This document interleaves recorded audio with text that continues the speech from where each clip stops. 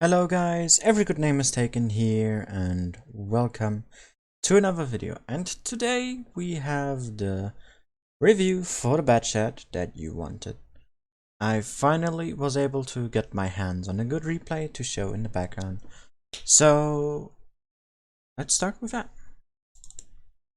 And we will be watching Yuri Awesome here playing the bad chat on Rockfield, whilst we're going to be talking about the statistics of the bad chat, whilst comparing them to the Sheridan, the other tier 10 light tank. Both tanks have the calibration or their statistics with calibrated shells, just for your information.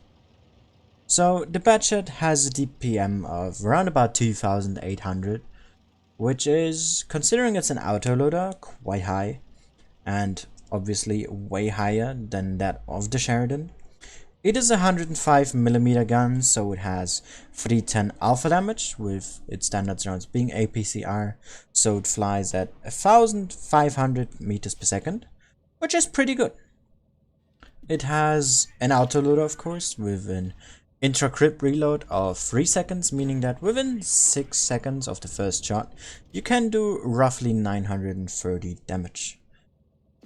With heat, you have a penetration and alpha damage of 325 and 260, and HE is a penetration of 58 with an alpha damage of 380, so it's not as worth it usually.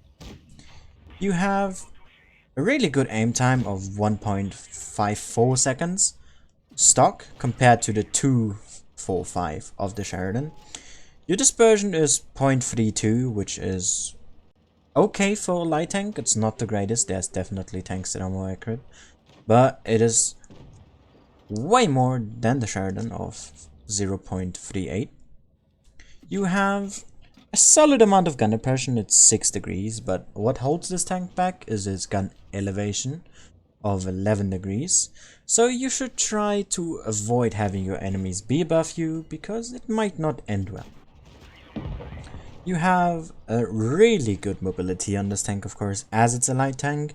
Your top speed limit is 65 and your reverse speed is 23, which is pretty much exactly the same as the Sheridan. Your engine power is just slightly higher of nearly 800, but because you weigh more than the Sheridan, your power to weight ratio is not as good, so in terms of acceleration, the Sheridan definitely has the upper hand, but it's still really good. And yeah, that's it for mobility. Armor is not a lot to talk about in this tank. One thing that might be interesting of notice is the front armor of 50mm. When angled, as you can see, it's really steep, so you can get some outer bounces if you use it in a correct way and if the enemy shoots at it. Otherwise, you're not really gonna bounce a lot, and you should of course not rely on outer bounces to happen, as that can be quite lucky. You have, to get to the weight again of the tank, you weigh 25 tons and the Sheridan weighs 17 tons for whatever reason that is. So, in case anyone was wondering why this thing accelerates slower than Sheridan. You have the same amount of hit points on a base of 1800, which is comparable to some T10 mediums. But overall, you are not gonna stay alive for too long if you play it a bit too aggressively, I assume. And maybe for the last part, view range on this tank, as it's a light tank, might be important, which is on both 274 meters and of course can be enhanced with equipment. And with the statistics pretty much out of the way, let's have a look at the game that we are currently witnessing in the back here by Yuri. Already in a 1v3, he has about 3 minutes left, and a one-shot E1 in front of him, a motion left and an IS-7, who just missed him. Nice pickup there on the E1, instantly going into reload again, and this is something that is also very important about an autoloader like the bad chat, Because when you are in an autoloader, you're not gonna always have the ability to shoot. So picking your situations on the right time is when do I reload. And with the Batchat, it's not as important as with others, as your reload with calibrated is about 14 seconds. But it is still worth to know, should I wait and keep this one shot because there's a one shot in the enemy that I might be able to pick up? Or should I reload whilst I still have two shots but I can't do anything? And when you reposition or change the side of the map, you better always reload because you might run into someone. So it's just best to have the maximum clip potential in your magazine here. And which is something that I will try to showcase in my live game that we're gonna be having right after this replay here. And it's quite the intense 1v1 here against that i7. Yuri here quite obviously trying to bait a shot of the i7, who's not letting himself get fooled here. I mean, he might bounce on the upper plate, he might also just miss. But Yuri here really not going for the front of the i7. It's really a difficult thing for the Batchat to do, as the APCR penetration is not the greatest. So he is gonna reposition, of course waited for the i7 to disappear. But he's given him the chance now to get into the cap. 1 minute left, he knows where the enemy is. And he can get the jump on him. And the pressure here has to work over the side. And he should get his first in. Aims on the weak spot of the second. Bounces. Is gonna load heat. And will he hit the second? He does, but he doesn't penetrate it as well. And now it's just 35 seconds left. He has to reload twice in order to kill him. And if you do the maths, you already know that this won't work out. So it's quite unfortunate here. He's done already an amazing job. Nearly 6,000 damage, 3 kills. But it's just not enough. And this game, unfortunately, will end in a tie here. But just to re-evaluate what I said whilst he puts his gun in the air. As you can see on the right, on the left actually, he has blocked 1,100 damage, but one of those shots was into the tracks, or two possibly, so don't rely on your armor too much, but always keep in mind that it could happen. And with that said, we have a really unfortunate tie here from Yuri Awesome, doing nearly 6,000 damage in a Batchat, of course with the heavy tanks buffed and the Sheridan as prominent as it is.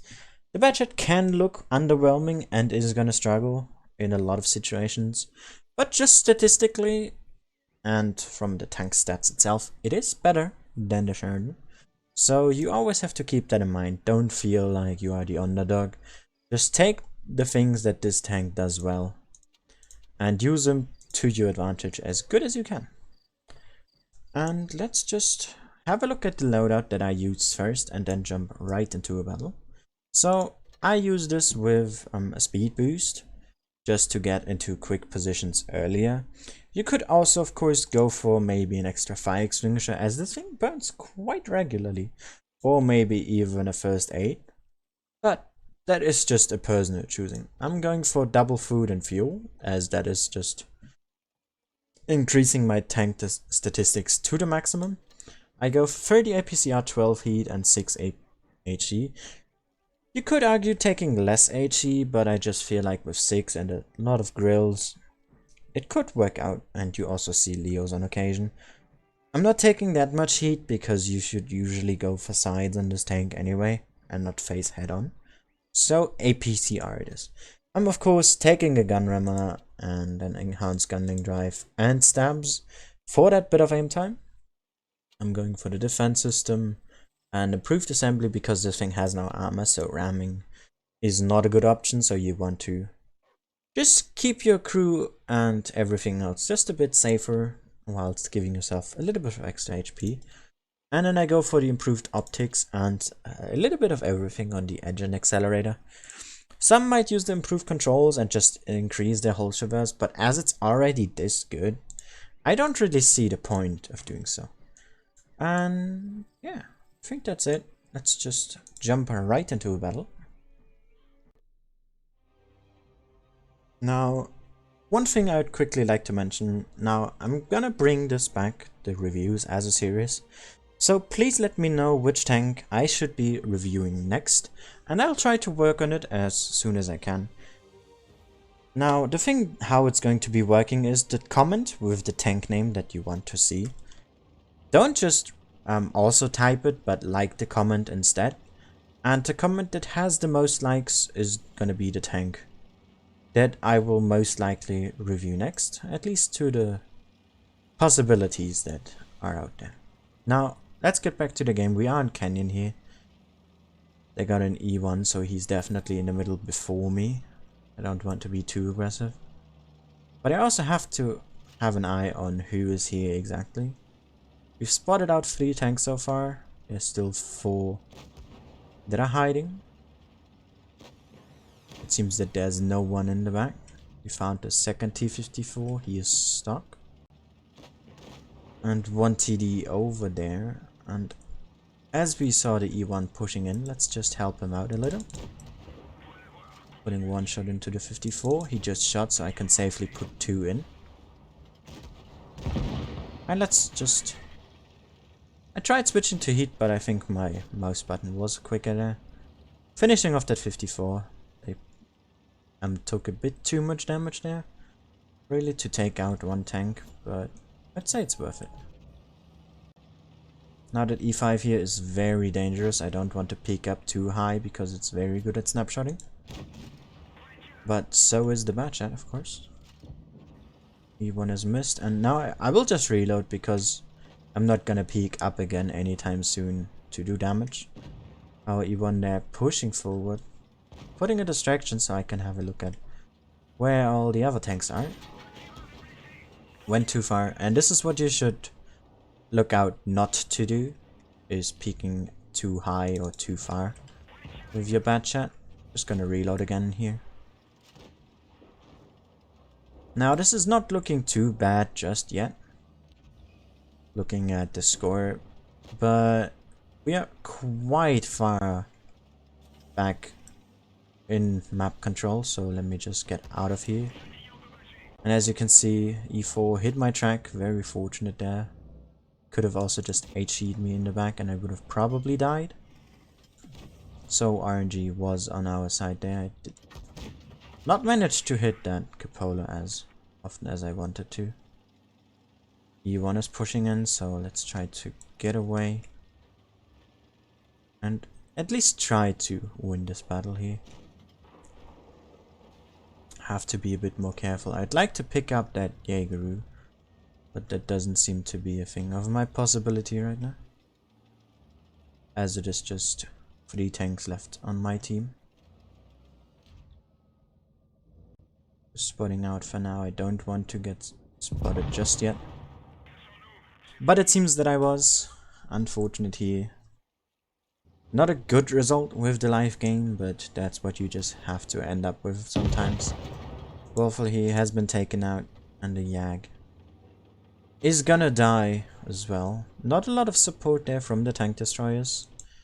Our E75 as well being very passive. If they were a bit more aggressive on the side into towards the towny area, then we might have had a chance because they were free to do whatever they wanted in the middle, as we did not have too much support. But we have to live with it. You can't win every game. Ended up doing 1.7k damage. We got a good amount of assistance as well, 1.5k. You should not aim to do high damage numbers with this tank anyway, as assistance is gonna be the way to go. And yeah, this was it from me. I hope you enjoyed this, and let me know which tank you want me to review next, and see you all again next time. Bye bye.